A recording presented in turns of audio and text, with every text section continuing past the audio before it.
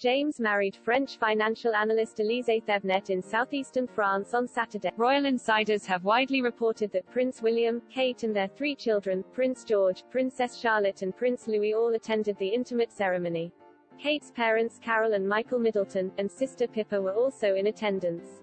James confirmed he and Elise had tied the knot with an Instagram post on Sunday which said, Mr. and Mrs. Middleton. In an unearthed 2019 interview with Tatler, Kate's brother stressed that he was separate from his sister.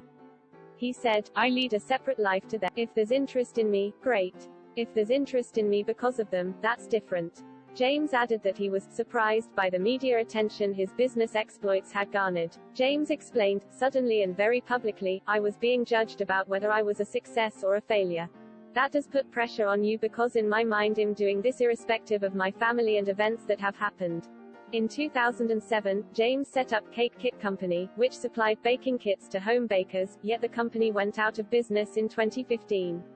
His other company Boom, which allowed customers to print their own photos on marshmallows, made a loss of £3 million between 2015 and 2018 according to the Mail Online. James also hosted deer stalking parties at the 10,000-acre Glen Affric estate, which is owned by David Matthews, his sister Pippa's father-in-law. James poured scorn on the suggestion that he worked as a hotel tour guide in Glen Affric.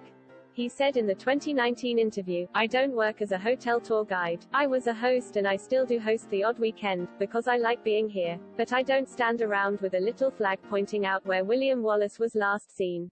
James' interview with Tatler was not the first time he had expressed his frustration at being associated with the royals. When asked by TYD magazine in 2015 if he found it irritating that his work was often overshadowed by the Duchess status, he replied, yes, it does get frustrating.